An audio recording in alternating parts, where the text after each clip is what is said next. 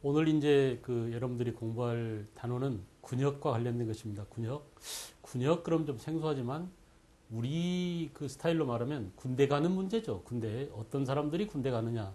또 군대 가서 어디서 근무하느냐. 이게 군사 조직이에요. 그래서 군역은 군대에 가는 원칙을 말하고 군사 조직은 그렇게 군대 간 사람들이 어떤 데서 근무하는가 이런 조직을 살펴보는 것입니다. 군역제도와 군사 조직. 여러분 교재는 이제 88쪽이 있으니까요. 교재를 보시면서 또 선생님과 함께 그림을 함께 보면서 공부를 하도록 하겠습니다. 우선 이제 군역제도 그러면 우리가 오늘날 우리 문제를 한번 생각해 보십시오. 우리가 이제 대한민국 국민들은 모두가 다 군대에 가야 된다라는 것을 국민 개병제라고 얘기해요. 말로 한번 따라서 해볼까? 국민 개병제. 우리가 국민의 4대 의무 가운데 하나가 병역 의무죠. 그죠? 병역 의무. 그래서 모든 국민들은 병역 의무를 진다라고 이렇게 헌법상 우리는 국민의 의무사항으로 국민 개병제가 명시되어 있는 셈입니다. 그런데 국민 개병제라고 했을 때 이 개가 무슨 개자냐 하면 영어로 말했을 때는 all 이런 뜻입니다. 전부 다. 그러니까 국민은 전부 다 병역 의무를 진다 이런 말이에요. 그래서 한자로 이렇게 쓰는데 한자로 모두가 다 병역의 의무를 진다라는 것을 개병제라고 하죠. 개병제. 그래서 국민 개병제라고 하는데 마치 오늘날 우리가 이렇게 국민 개병제라고 했지만 실은 국민 가운데 여자도 포함되는데 포함되죠. 그러나 여자가 군대 갑니까 안 갑니까? 여자는 군대 안 갑니다. 또 실질적으로 어때요? 국민 개병제라고 한다고 해서 모두가 다 모든 국민들이 군대 가는 게 아니죠. 여자들은 물론이거니와 힘있고 빽인 놈들 뭐 다 빠지죠. 그래 안 그래? 이 핑계 저 핑계 돼가지고 다 빠집니다. 또 어때요? 신체적으로 좀 결함이 있거나 이상 있는 사람들 다 빼줍니다. 그러니까 실질적으로 군대 가는 사람들은 전 국민이 군대 가는 건 아니다 이거야. 알겠어요? 그런 개념처럼 우리가 조선시대에도 양인 개병제라고 했어요. 그런데 우리가 신분제상으로 봤을 때 이 양인이라고 했을 때는 순석의 양인은 자유민을 의미해. 자유민. 조선시대에 우리가 이제 양인은 자유민이다. 크게 양인과 천인으로 나눌 수 있는데 천인은 되게 부자유민이고 양인은 자유민을 말하죠. 조선의 신분제도에서 양천제라고 했을 때 양인은 자유민을 의미합니다. 이 자유민 안에 들어가는 양인 안에 포함되는 사람들이 누가 있냐면 동반, 서반, 양반 관료들이 있습니다. 양반도 양인에 포함되고요. 그 다음에 기술관리라든지 또는 향리라든지 이렇게 중인들도 양인에 포함되고, 그죠? 그 다음에 농민뿐만 아니라 수공업자를 공장이라고 하죠. 그리고 상인들, 이렇게 농공, 상인, 이런 사람들이 전부 다 양인에 포함되지만 실제로 군대 갈 때는 원칙상 양인 개병제라고 했어요. 원칙상. 우리도 대한민국 국민은 전부 다 병역 의무를 진다라는 원칙이 있지만 실제상으로는 군대 가는 사람만 가잖아. 그런 것처럼 조선시대도 대원칙은 양인 개병제라고 해놓고 실제로는 누구만 군대 가느냐? 힘없고 백없는 농민만 군대 갔다 이거야. 우리는 이것을 뭐라고 하느냐? 농병일치제라고 얘기합니다. 알겠어요? 농민만 사실상 군역 의무를 진다. 병역 의무를 치른다. 이걸 뭐라고요? 농병일치. 그러니까 원칙상 양인 개병제지만 실질적으로는 말이죠. 실질적으로는 농민만 군역 의무를 치른다. 이렇게 알아두시면 되겠습니다. 책에 보세요. 자, 16세 이상 60세 이하의 모든 양인 남자에게 군역 의무를 부과했다라고 했지만 그런데 실제로는 농민만 군대 갔다. 알겠죠? 이 농병일치에 의거해서 군역의 의무를 치르는 자, 군역의 의무를 지는 자는 뭐냐? 이 사람들을 정병이라고 했고요. 이 정병의 개념은 16세에서 60세까지의 농민 가운데 남자만을 의미한다. 이렇게 알아두시면 됩니다. 그럼 선생님, 왜 양인 가운데 양반은 군대 안 갔습니까? 관직자니까 뺐습니다. 조선 15세기 양반의 개념은 동반, 서반, 즉 문방관리, 무방관리, 이 관리들은 야, 너네들은 군역 의무 대신에 관직 의무를 대신하니까 벼슬살이를 하고 있으니까 군대 안 가도 돼. 빼줄게. 이렇게 뺐단 말이에요. 역시 중인도 마찬가지야. 향리라든지 설이라든지, 그죠? 중앙이나 지방의 하급 관료들, 이런 사람들 역시 중인 신분으로서, 그죠? 신분 때문에 뺀 게 아니라 그런 관직 생활을 하고 있기 때문에 군역에서 빼줬습니다. 알겠어요? 그 다음에 이제 수공업자나 상인, 이런 사람들은 군역 대신에 뭘 줬느냐? 야, 너네들은 물건을 생산하지. 그 물건을 군대에다가 군수품으로 납품해라. 요즘 개념으로 말하면. 알겠어요? 이렇게 물건을 납품하는 의무. 너네들은 상인이니까 그런 물건들을 전부 다 수집해다가 국가에다 갖다 납품해라. 이렇게 국역의 의무로 대체했습니다. 국역 의무로. 그래서 사실상 원칙상 양인 개병제지만 실질적으로는 이렇게 양반 빠져, 중인 빠져, 수공업자, 상인 빠져 뭐라고요? 농민만 군대에 간다. 그걸 뭐라고? 농병일체라고 했다. 그래서 정병 가운데 실적으로 군역 의무를 지고 있는 사람들을 정병이라고 하는데 16세에서 60살까지 농민 남자를 정병이라고 했다. 됐죠? 그래서 거기 보십시오. 자, 이제 그 정병을 우리는 뭘로 나누냐? 정병이라고 하기보다는 이거 그 더 넓은 포괄적인 개념으로 이렇게 얘기합니다. 장정이라고, 장정. 알겠죠? 군역 의무를 치르는 사람을, 군역 의무가 있는 사람을 장정이라고 그러고, 이 장정을 둘로 나눌 때 정병 또는 정군이라고 했죠. 정군. 그래서 정군은 실제로 군대 가는, 현역으로 군대 가는 현역 군인을 정군이라고 하고요. 그 다음에, 예, 장정에 포함되지만, 즉, 군역의 의무를 갖고 있는 16세에서 60살까지 농민 남자이지만 현역으로 가지 않고 뒤에 남아있는 자들, 이들 뭐라고 하냐면 보인 그래요. 말로 한번 해보세요. 뭐라고? 보인. 그렇죠? 그래서 자, 여러분 개념을 정리하는 게 중요합니다. 양이 제일 포괄적이고 넓은 개념이잖아. 그 양인 가운데 농민 중에서도 16세에서 60살까지 군역 의무가 있는 농민을 뭐라고? 장정이라고 그랬고, 장정 중에서 실제로 군대 가는 사람을 뭐라고? 정군. 그리고 장정에 포함되지만 군역 의무는 있지만은 군대 안 간 대신에 이 사람들의 정군의 비용을 충당하는, 알겠어요? 비용을 충당하는 이런 사람들을 보인이라고 하더라. 그래서 뭘 납부합니까? 되게 군포를 납부하고 있었다. 이런 얘기예요. 그래서 거기 보십시오. 자, 정군은 현역 군인으로서 서울이나 국경 요충지에 배속. 그죠? 되게 이제 우리가 좀 이따 군사 조직을 또 볼 거지만 서울에 근무하는 사람들은 뭡니까? 그래요. 5위에서 근무했고 지방에 근무하는 사람들은 육군이나 수군 가운데, 육군은 병영에, 수군은 그 수영에 이렇게 근무했겠죠. 그죠? 이렇게, 예, 서울이나 국경 요충지에 배속돼서 일정 기간 동안 교대로 근무하고, 그렇습니다. 서울에 근무하다가 지방에 내려가기도 하고, 지방에 있는 자들이 서울로 수자리 살러 올라가기도 하고, 이렇게 교대 근무를 했단 말입니다. 그 다음에 복무 기간에 따라서 품계와 녹봉을 받는 경우도 있었다. 아시겠죠? 특히 이제 그 왕실의 자제랄지 고급 관리의 자제들, 이런 사람들은 벼슬아치가 아니잖아요. 이런 사람들도 양인이기 때문에, 예, 특수군에 배속돼서 그 군역 의무를 치른 경우가 있습니다. 알겠어요? 그 다음에 이제 봉족은, 보이는, 예, 정군의 비용을 부담하는 자들이다. 그러니까 몸으로 가서 직접 군대 생활을 하든지 정군, 그죠? 아니면 돈을 내든지, 알겠어요? 그런데 나이가, 야야, 너 군대 생활하기에 적합하지 않아. 너 장정에 포함되긴 하지만 나이가 벌써 50세가 넘었으니 힘쓰기는 좀 힘들겠구나. 너 내려와. 너 현역에서 내려와서 보이네. 너 어려서 군대 안 갔었지? 너 이제 힘 좀 쓰겠구나. 너 군대가 이렇게 보인 가운데 일부는 다시 정군으로 포함되고, 정군 가운데 병들거나 또는 몸이 다치거나 하면 다시 보위로 내려올게. 이 안에서도 로테이션이 되었다. 오케이. 아하. 조선의 군대가 어떤 시스템으로, 어떤 메커니즘으로 움직였구나라는 것을 여러분들이 판단하실 수 있을 겁니다. 알겠어요? 이렇게 군역 의무를 치르고 있었습니다. 그림을 한번 볼까요? 자, 그래서 우리가 양인 개병제라는 포괄적인, 예, 그런 대원칙이 있었습니다. 그러나 실제로는 뭐냐? 농민만 군대 간다. 농민만 군대 가는 것을 뭐라고? 농민 가운데, 남자 가운데 60세까지, 그죠? 16세에서 60세까지 농민 남자를, 그렇습니다. 장정이라고 그러고, 장정을 둘로 나눠서 하나는 현역 정군, 또 하나는 뭐 보인, 이렇게 해서 비용을 충당하는 사람들을 보인, 실제로 가서 군대 생활 하는 사람들을 정군, 이렇게 해서 서울에서 근무하기도 하고 지방에서 근무하기도 했다. 이런 셈이죠. 서울은 5위에서 근무했고요. 5위. 지방은 병영 밑에 또는 수영 밑에, 병영은 뭡니까? 육군이라고 그랬죠. 그죠? 그리고, 예, 수영은 해군입니다. 수군입니다. 수군. 되게 이제 병영보다 수군이 훨씬 더 힘들었대요. 그래서 수군을 잘 안 가려고 하고 수군 가는 것을 꺼렸다고 합니다. 알겠어요? 그래서 병영이나 수영이 있었고요. 병영, 수영 밑에 진이 있었기 때문에 지방군의 이름을 영진군. 알겠죠? 중앙군은 5위 이렇게 얘기했어요.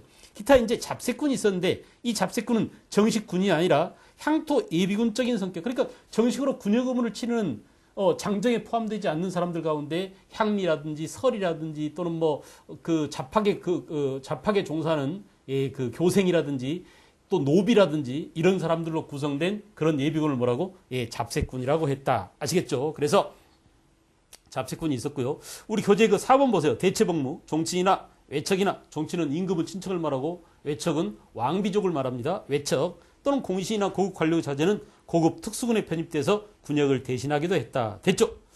자, 중앙군은 뭐냐? 5위에 근무하는 군대는 이거 당연히 궁궐을 수비하거나, 그죠? 왕실을 쏘거나, 그죠? 또는 수도 방어를 맡는, 알겠어요? 이렇게 5위 근무가 있었고, 그 다음에 이제 그 중에 정군 가운데 직업군인을 갑사라고도 불렀습니다. 여러분 교재에 있으니까 갑사는 직업군인이다. 중요 표시 해놓으세요. 갑사. 그래서 녹봉을 받는 직업군인을 갑사라고도 했다. 잘 알아두십시오.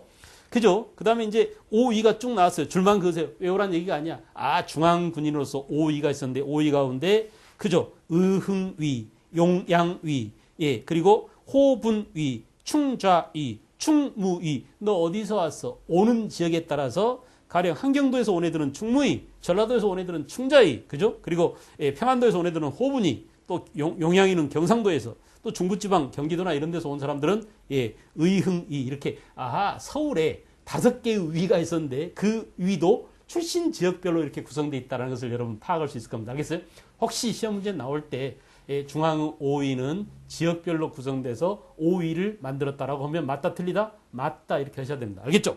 예, 이렇게 중앙군은 5위, 지방군은 영진군 그랬어요. 그 밑에 이제 맨 밑에 5위 밑에 조직 그랬는데 부통여대오 그랬습니다. 대오는 군대의 가장 말단 조직이야. 우리가 요즘도 군대 가면 야 대오를 정비해라 또는 오와 여를 맞춰라 그러잖아. 그게 오가 줄입니다. 줄. 알겠죠? 옆줄, 앞줄 이걸 말해요. 대오. 그리고 그보다 더 큰 게 뭐야? 여, 통, 부 이렇게 올라갑니다. 그래서 마치 우리가 사단 또는 뭐 연대, 대대, 중대, 소대, 분대 알겠어요? 그리고 줄 알겠죠? 이런 것처럼 말이죠. 부통, 여대, 오라는 그런 조직이 있었다라는 것은 외울 필요가 전혀 없네. 생각해보면 알 수 있는 것들이니까요. 그죠?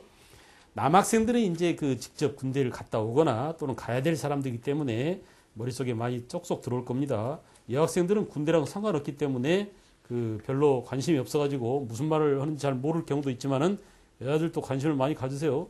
되게 남학생 한 명이 군대 가면 여학생 곰신들이 돼가지고 말이야.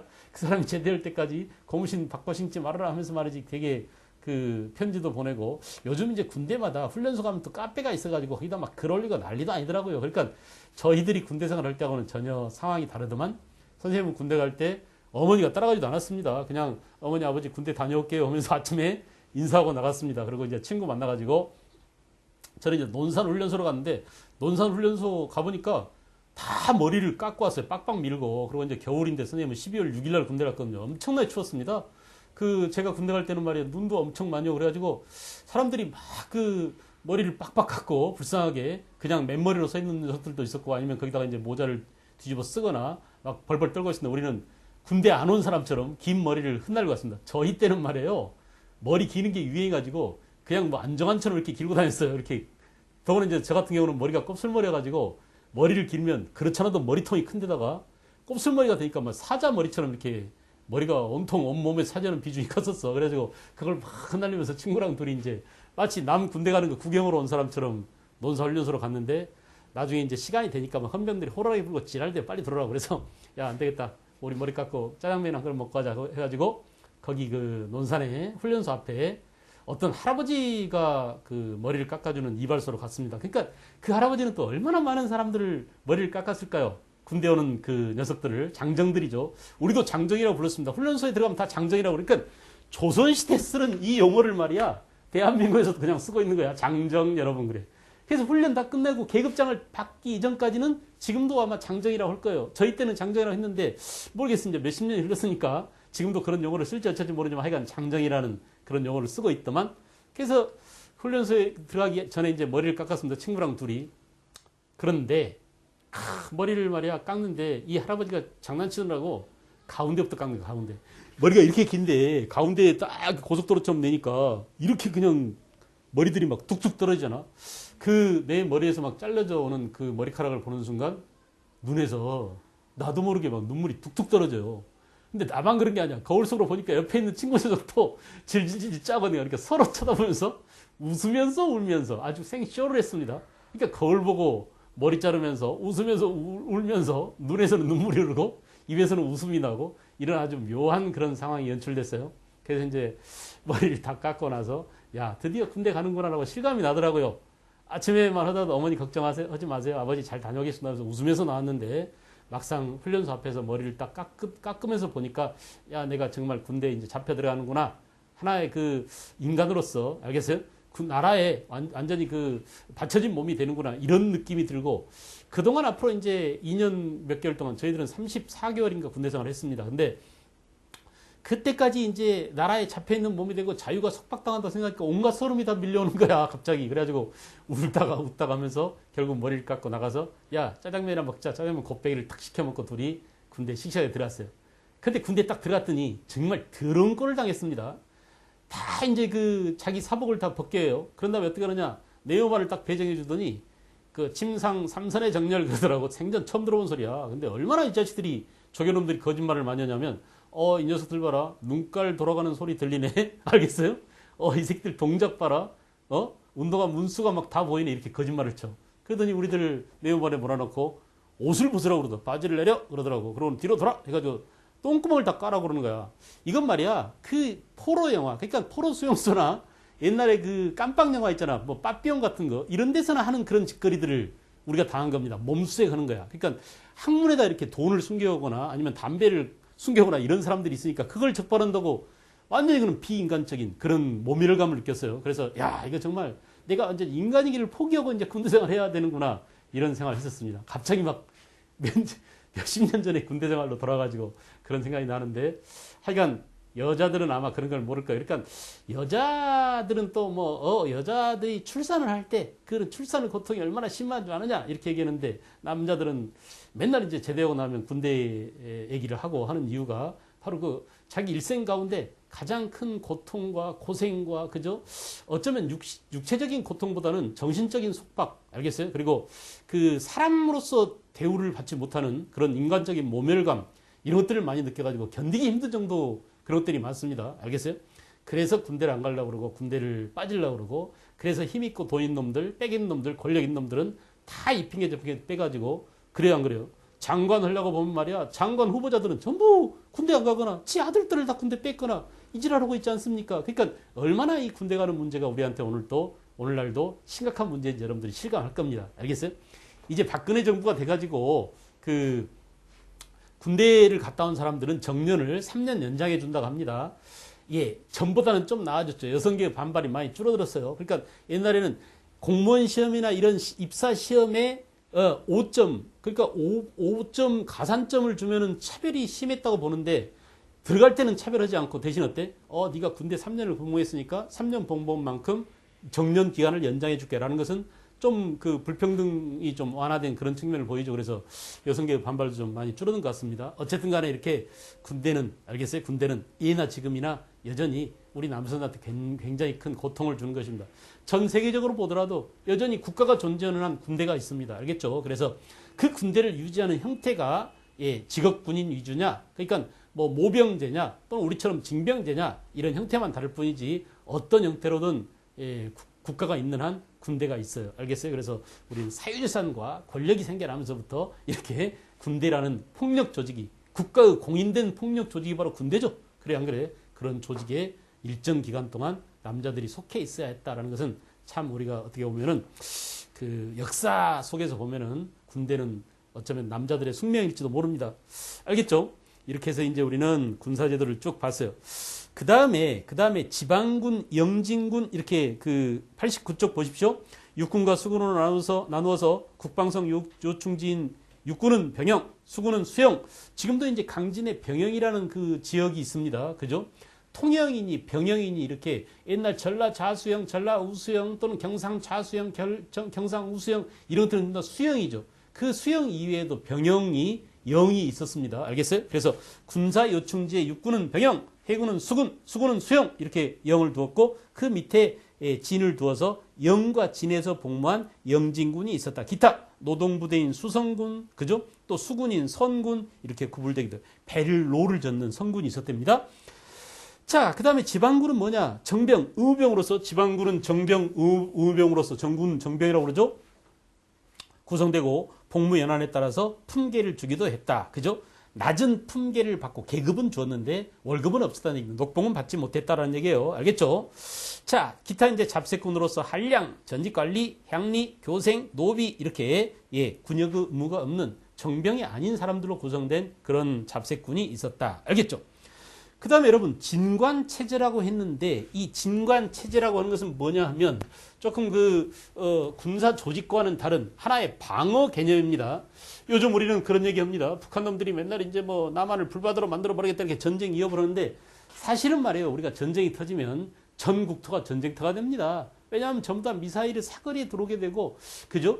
요즘은 이제 전쟁 개념이 총동원 체제라고 그래요. 전 국토가 다 전쟁터가 되고 전 국민이 다 전시 상황에 빠진다 그런 얘기입니다. 알겠어요? 그러니까 사실은 말이야 말로만 불바다 위협론을 하는 게 아니라 결국 우리 서울 같은 경우는 완전히 뭡니까? 북한의 사정포 거리 안에 있어가지고 완전히 불바다가 되고 차들이 너무 많아가지고 우리는 꼼짝달 새 없이 그런 상황에 빠질지도 모릅니다. 알았어요?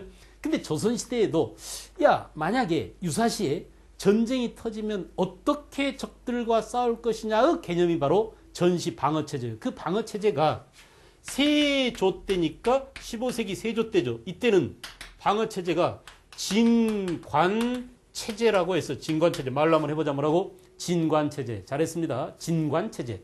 그래서 이 진관체제란 뭐냐 하면은 각 지역을 자기 지역의 군대가 알아서 방어하는 거야. 그러니까 우리가 이것을 지역 단위의 방어 개념이다라고 보면 되겠죠. 지역 단위의 방어 체제라고 나오면 이거는 진관 체제다라고 보시면 됩니다. 알겠어요? 다시 해볼까? 진관 체제는 뭘 의미한다고? 지역 단위의 방어 전략을 의미한다 이거야. 알겠죠? 가령 예를 들어서 외놈들이 말이야, 충청도에 한 5천 명이 왔다 그러면 충청도 그 각 지역에 있는 군현의 수령들이 군사권이 있다고 그랬잖아요. 그래 안 그래?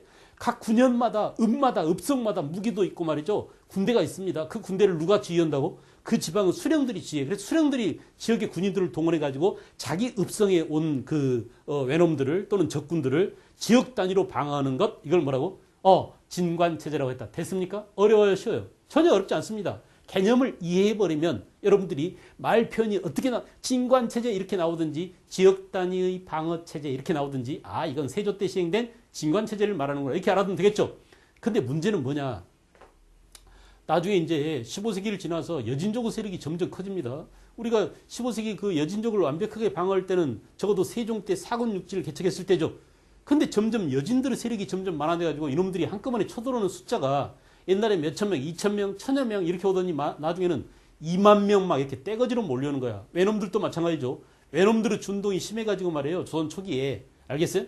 외놈들의 준동이 심해가지고 각 지역에 있는 군인의 수가 1,500명, 200명 이 정도밖에 안 되는데 외놈들이 한 5천 명이 온다. 또는 뭐 한 10,000명 정도 규모가 온다. 그러면 대규모로 오는 적을 지역 단위 적은 단위 군대로서는 방어하기가 힘들어요.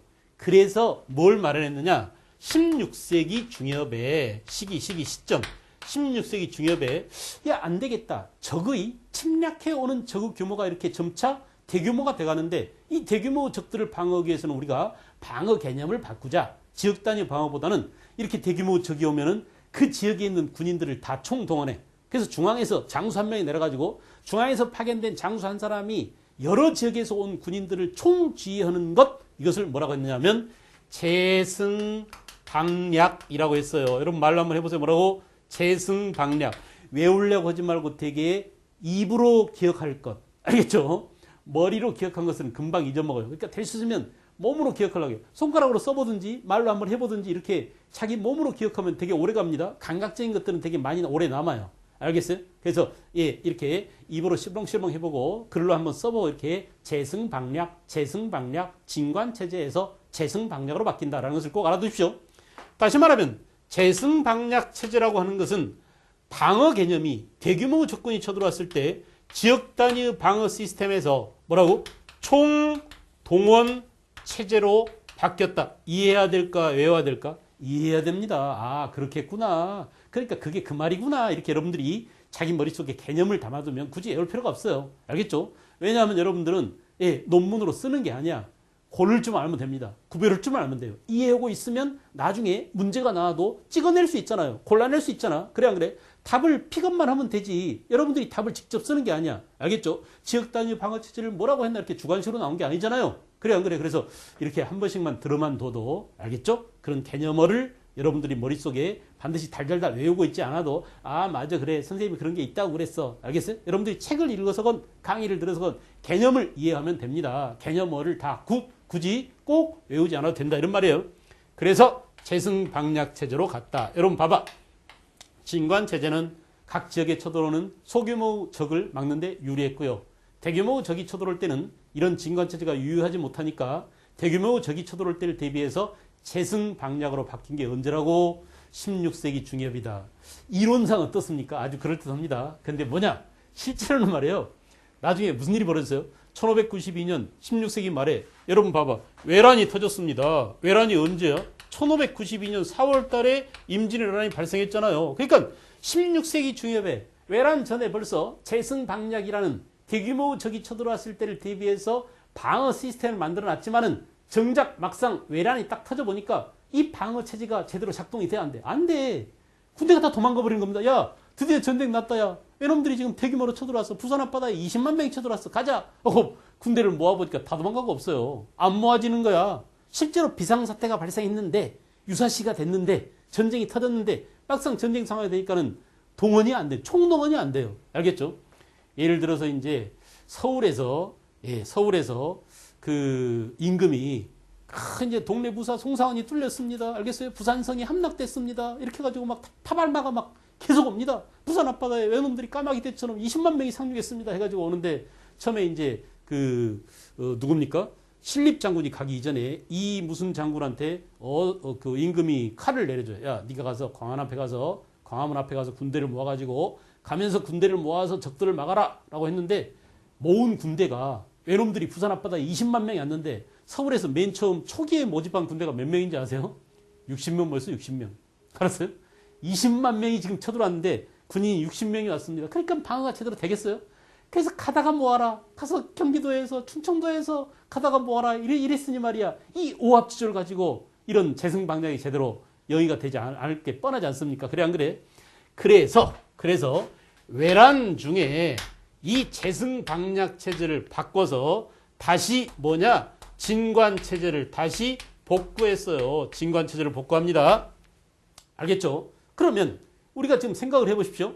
진관 체제의 가장 큰 약점은 지역 단위로 그 지역에 쳐들어오는 적군을 막으려고 하는데 지역 단위의 군대 쪽수가 부족하잖아. 그러니까 그 지역의 군대 쪽수를 늘리려면 뭘 해야 될까? 맞아요. 지역에 있는 군인의 수를 확충해야 돼. 그래서 각 지역마다 안 되겠다. 우리가 군대 수를 늘리기 위해서 뭘 하자? 속오법을 제정하고 속오법을 제정해서 속오군을 만들었습니다. 속오군. 알겠죠? 그래서 속오군을 만들었는데 이 속오군은 뭐냐? 위로는 양반에서부터 아래로는 노비에 이르기까지 물론 이 속오군의 중심 병사는 농민이다. 농민이 주력이지만 농민 이외에 위로는 양반에서 아래로는 노비로까지 구성된 그런 속오군을 만들어서 즉 속오법을 제정해서 진관의 약점을 보완하기 위한 속오군을 만든 것. 이게 바로 뭐냐? 진관체제를 복구한. 알겠어요? 외란 중에 재승방략이 유효적절하지 않으니까 효과가 없으니까 다시 진관체제를 복구하기 위해서 그 진관체제의 단점인 지역마다 군인의 수를 늘리기 위해서 속오법을 제정하고 그래서 만든 조선의 지방군대가 뭐라고? 속오군이었다. 여러분 조선 전기의 지방군을 뭐라고 그랬죠? 평양과 수영에 있는 정규 군대를 영진군을 했잖아. 이제 외란 이후에는 지방군대가 뭘로 바뀌어요? 그래서 속오법 이후에 속오군으로 바뀐다라는 점 아시겠죠? 이렇게 방어 전략이 진관에서 재승방략으로 그러다가 외란 중에 다시 진관체제가 복구됐다. 이 시점을 알아두십시오. 세조 때 진관체제, 16세기 중엽의 재승방략, 외란 중에 다시 진관이 복구되면서 속오법이 제정되고 속오법 제정과 함께 속오군이 만들어지게 됐다. 아시겠죠? 그래서 이제 그 진관체제를 이해했을 겁니다. 기타 이제 밑에 교통과 통신체제도 국방과 관련된다는 거 대단히 중요합니다. 의외로 시험에 잘 나옵니다. 알겠죠?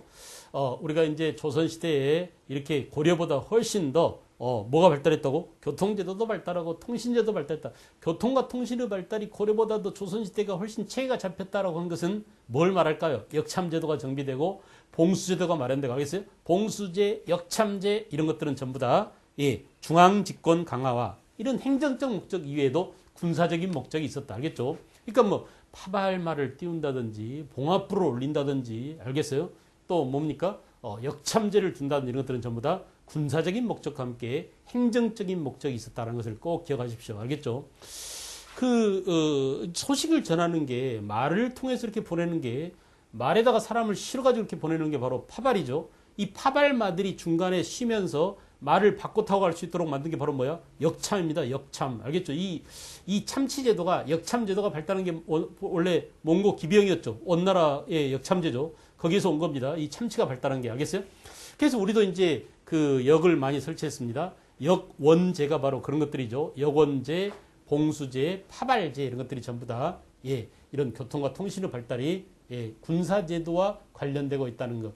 우리가 말죽거리 잔혹사 그랬는데 그 말죽거리가 바로 뭐냐? 말한테 죽을 먹이는 것입니다. 알겠어요? 지방의 관리가 파견돼 나갈 때 말을 갈아타고 하거나 하면서 거기다가 말에 먹이도 주고, 알겠죠? 말한테 물도 주고 오면서 말을 정비해서 지방으로 떠나야 될 거 아니에요?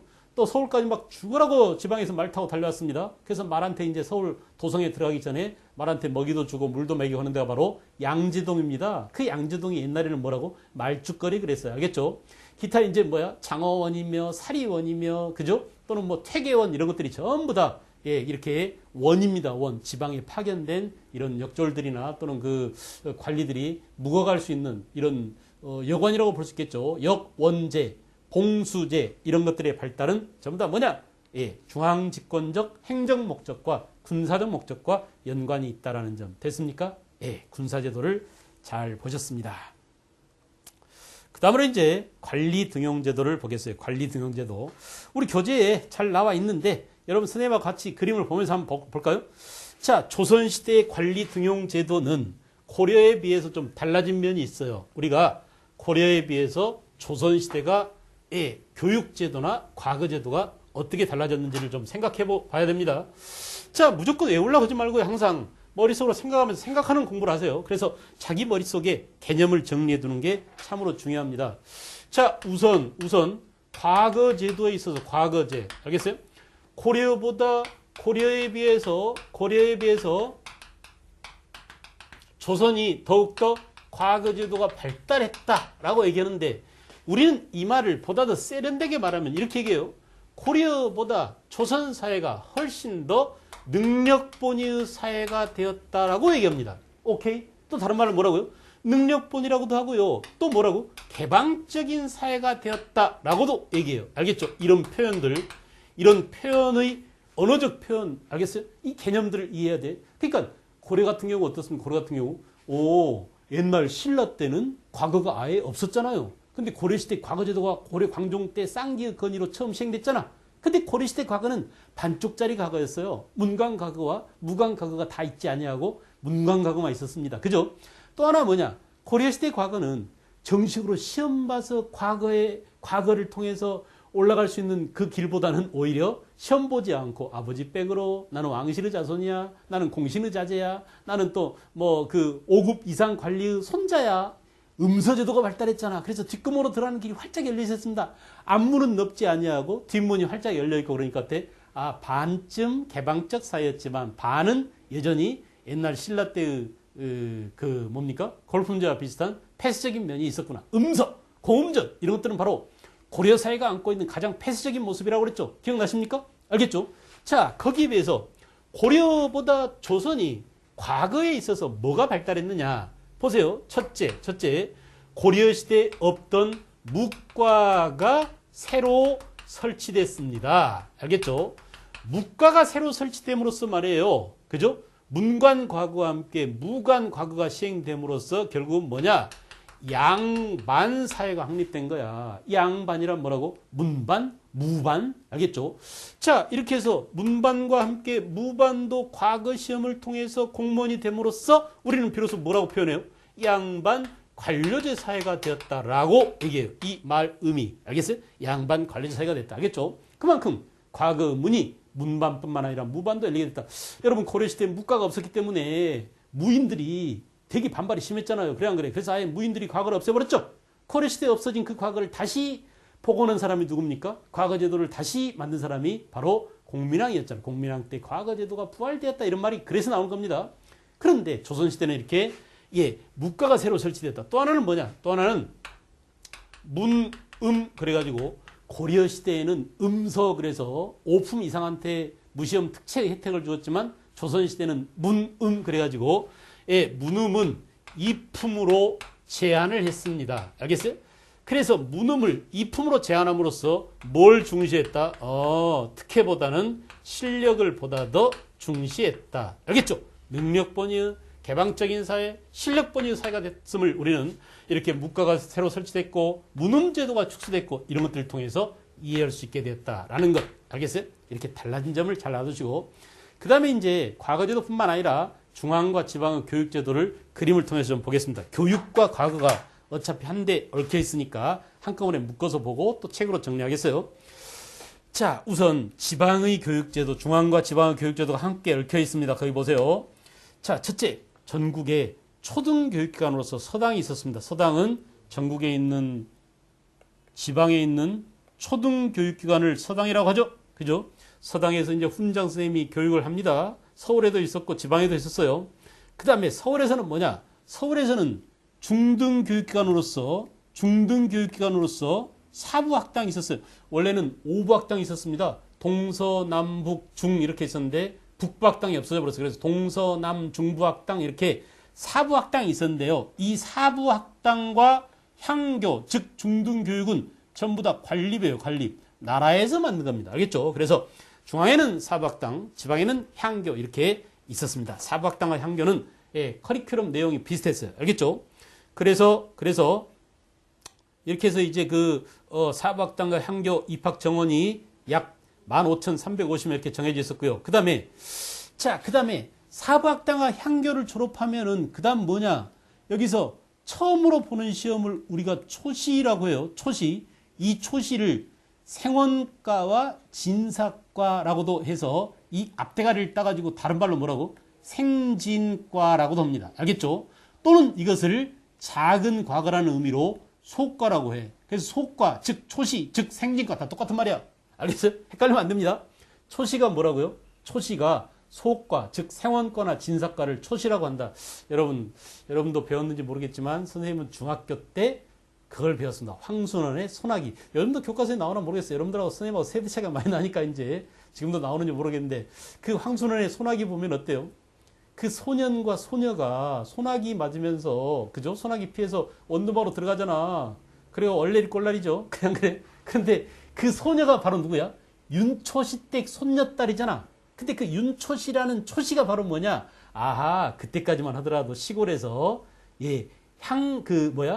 생원이나 진사과를 보고 알겠죠? 그러니까 윤초시라고 하는 말은 윤생원 그러니까 윤생원이든지 윤진사든지 그 진사의 손자라는 얘기입니다. 윤초시댁 손녀딸과 그 소년이 그렇게 소나기라는 소나기 속에서 애틋한 정을 나누게 되죠. 그죠?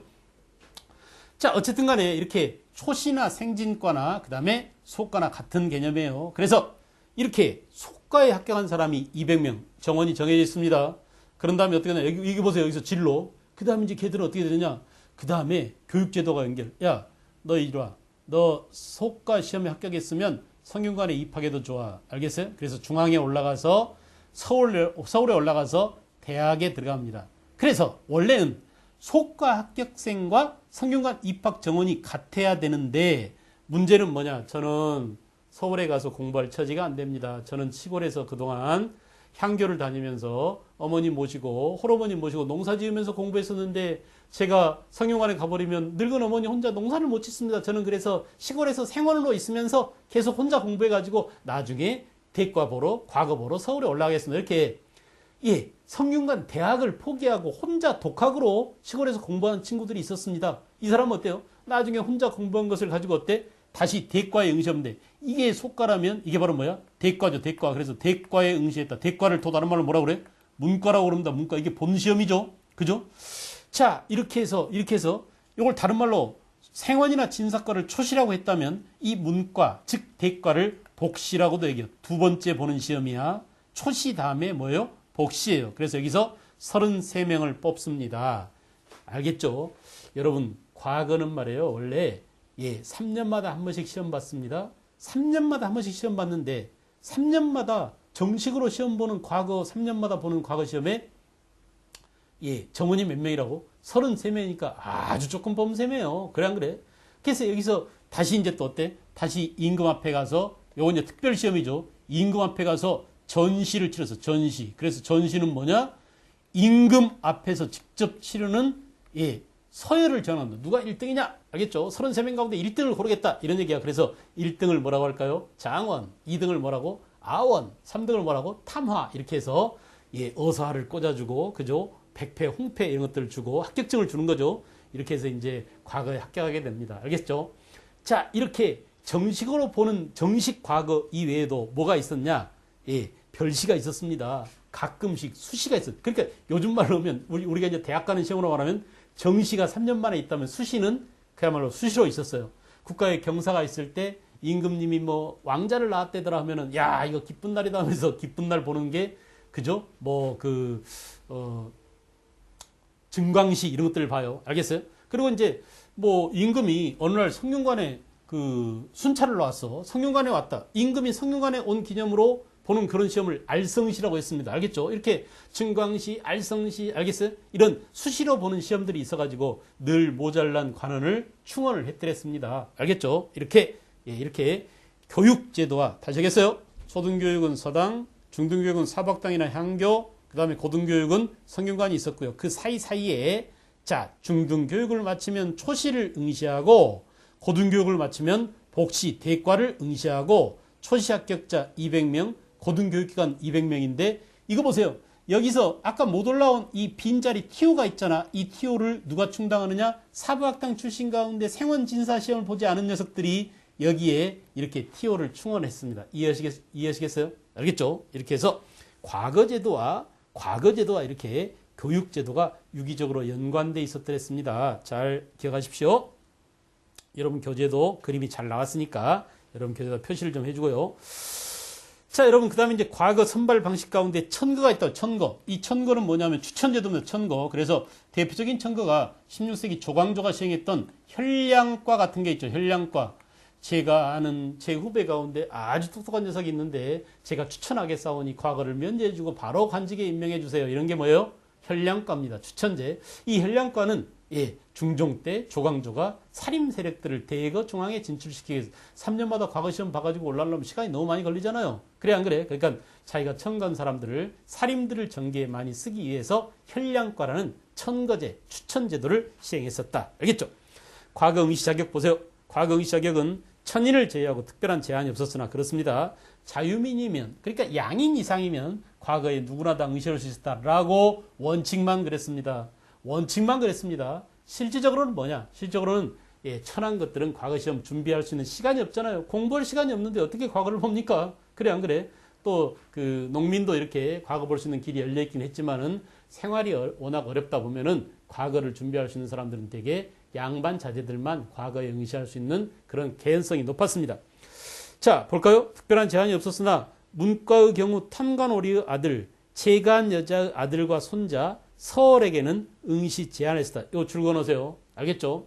자, 자유민인 양인은 모두가 다 과거에 응시할 수 있지만은 원칙상 뭐라고요? 탕간오리로 찍히면 그 아들은 과거 응시 못해. 아버지가 탕간오리로서 잘렸어. 그럼 그 아들은 이제 과거 응시 못하는 겁니다. 그러니까 어때요? 아, 이렇게 제도적으로 그 탐관오리가 되지 않게 철저하게 과거 응시를 원천적으로 막았구나 하는 것을 알 수 있죠. 그 다음에 재간 여자 아들과 손자 그렇습니다. 그래서 이렇게 여자의 재가를 막았어요. 알겠어? 여성 차별이 여기서 나타나는 겁니다. 알겠죠? 재가를 한 여자의 아들, 손자는 과거에 응시할 수 없었고 또 서얼에게도 문관 과거는 볼 수 없다. 여러분 서자나 얼자는 결국은 재가한 자식의 아들 아닙니까? 그래 안 그래? 두 번째 부인, 세 번째 부인 알겠죠? 또는 뭐 처부자식을 우리가 서자, 첩 가운데서도 천한 처부자식을 얼자라고 합니다. 알겠어요? 첩도 두 종류야. 첩이 양인 규수댁, 그러니까 양갓집 규수를 첩으로 받아들이면 그 자식을 서자, 그죠? 집에 있는 여자 노비를 건드려가지고 여자 노비가 애를 낳았다 그러면 얼자입니다. 알겠어요? 첩은 첩인데 천첩이야. 알겠어요? 그래서 천첩 출신의 자식을 얼자라고 했단 말이에요. 이렇게 서자나 얼자는, 그러니까 홍길동 같은 경우는 어때? 과거 시험 보지 못해요. 결국 홍길동 같은 경우는 뭐냐? 무과나 아니면 뭘 응시했어요? 그렇습니다. 기술관 시험에 주로 응시했죠. 그래서 중인이 된 겁니다. 아버지는 양바이지만 결국은 서자나 얼자는 중인 신분으로 전락하게 되는 그런 그 차별을 두었어요. 그 다음에 과거 종류 가운데 3년마다 보는 과거를 정기 과거를 뭐라고? 10년시라고 했고요. 그 다음에 각 도의 인구 비례로 선발한 초시, 그죠? 아까 초시 뭐라고? 200명을 선발했다. 됐어요? 초시 200명. 그 다음에 복시는 33명 선발. 다 설명된 내용이죠. 우리가 그림을 보면서 다 설명했습니다.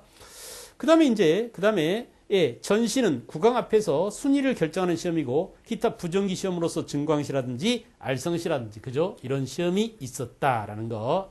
이렇게 해서 부족한 관리를 보았습니다. 그 다음에 여러분 90페이지로 넘어가 보세요. 무과는 문과 같은 절차로 선발했는데 역시 무과도 그 초시와 복시가 있었고 그 다음에 최종 선발 인원은 28명이었으며 주로 무과에 응시하는 사람들은 서울이나 중인층이 주로 응시했었다. 알겠죠? 서울 출신이나 중인층이 응시했었다. 알겠어요? 물론 양인 농민도 응시가 가능했습니다. 알겠죠? 양반도 응시가 가능했습니다. 그죠? 그 다음에 잡과 기술관을 선발하는 경우가 있었고 기술관 그죠? 잡과 그래서 예, 잡과라고 우리가 기술관 선발 시험을 이름 속에서 잡과라고 한 그 이름 속에서 뭘 알 수 있어요? 역시 기술관을 천시했다는 것을 알 수 있죠. 잡자 들어가면 되게 욕이잖아요. 그래 안 그래?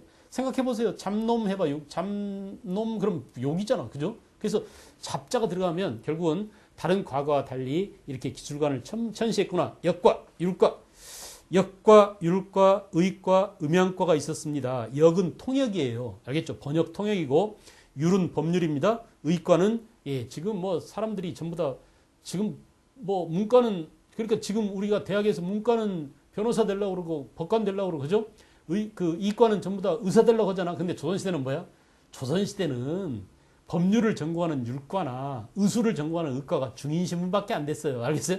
그러니까 지금 그 조선시대 기준으로 보면은 중인 되려고 환장 들어가는 최고 머리가 가장 좋은 그 두뇌를 갖고 가장 공부를 많이 하고 성적이 제일 잘 나오는 이과 친구들이 의사 되려고 혈안이 돼 있고 그래 안 그래? 문과 가운데서도 마찬가지로 가장 성적이 좋은 친구들이 법대 가려고 그러고 알겠어요? 그래서 그 로스쿨 가려고 그러고 하는 것들을 보면은 조선시대하고 이렇게 많이 달라졌구나 하는 것을 알 수 있습니다. 그 다음 이제 특별 채용 제도로서 취재, 그죠? 특별한 재주가 있는 사람을 그 선발하는 겁니다. 하급 실무직을 선발하는 거예요. 그러니까 취재고 음서라고 하지 않고 뭐라 불렀다고요? 문음 그랬죠. 몇 품 이상이라고 음서 폭이 축소돼서 고려시대는 5품이었지만 조선시대 음서는 문음 그래가지고 2품으로 제한됐었다. 그만큼 어때요? 예, 아버지 백으로 들어온 것을 천시했습니다. 아, 저 자식 오직 지지리도 못난 놈이야. 자기 실력으로 들어오지 못하고 아버지 백을 등에 업고 뒷문으로 들어와서 이렇게 해가지고 관직에 오르더라도 승진해서 늦어지고 그죠? 딴 사람들한테 왕따를 당하고 그랬대요. 그 다음에 이제 그 천거 제도가 있었는데 기존 관리들을 대상으로 해서 고관의 추천을 받아서 간단한 시험을 치른 이후에 관직에 임용되는 그런 제도도 있었고 아까 말씀드린 것처럼 예, 현량과라는 그런 추천 제도도 있었습니다. 기타 이제 5번 인사관리제도 중요 표시합시오. 합리적인 인사행정 제도를 마련해서 예, 상피제가 있었고 이거 선생님이 지방제도를 때 설명했죠. 자기 출신 지역과 예, 그 사람을 서로 피하게 하는 것. 내 고향으로 지방관으로 임명되지 않습니다. 내가 경상도 안동 사람이면 나는 안동 군수로 발령받을 수 없다 이거야. 알겠죠? 내가 제주도 사람이면 제주 목사가 될 수 없는 겁니다. 알겠어요? 이렇게 사람과의 그 출신 지방을 서로 떼어놓는 것을 상피제, 서로 상자, 피할 피자. 이거 꼭 사람과 출신 지방만이 아니라 아버지와 아들이 한 직장에 있지 못하게 떼어놨습니다. 형과 아우가 같은 직장에 있지 못하게 떼어놨어. 이것도 전부 다 뭐야? 상피제, 부정과 비리를 방지하기 위해서. 알겠죠? 부정과 비리를 원천 봉쇄하기 위한 제도적 장치가 이미 마련되어 있었다. 이런 얘기죠. 기타 이제 서경제는 뭐냐? 예, 5품 이하 하급 관리 등용 때 서경제 해가지고 인사 공정성을 확보하기 위해서 서경권을 발동해서 누가요? 그죠? 뭡니까? 그 서경, 간쟁, 봉박, 조선시대는 3사가 이걸 담당한다고 그랬죠. 역시 인사 공정성을 담보하기 위해서 이 사람을 뒷조사를 다 합니다. 알겠어요? 그래서 우리가 이제 오늘날 고위 관직자들을 인사청문회를 하는데 그 인사청문회에 해당되는 게 조선시대는 뭐냐? 서경제도가 있었다라고 보시면 됩니다. 알겠죠? 근무성적 평가제도 있었다. 고관이 하급 관료 근무성적을 평가해서 그러죠. 자기가 데리고 있는 자기 부하들을 인사고과를 반영한다는 얘기예요. 알겠어요? 승진이나 좌천을 자료로 삼았다. 됐습니까? 그 밑에 이제 관리 선발 방식 나와 있는데 여러분 그 오른쪽에 있는 기술교육기관을 좀 잘 알아두십시오. 의학교육은 전이감에서 외국교육은 사역원에서 외워야 합니다. 의학은 전이감, 외국어는 사역원, 천문지리 이런 데는 관상감, 그죠?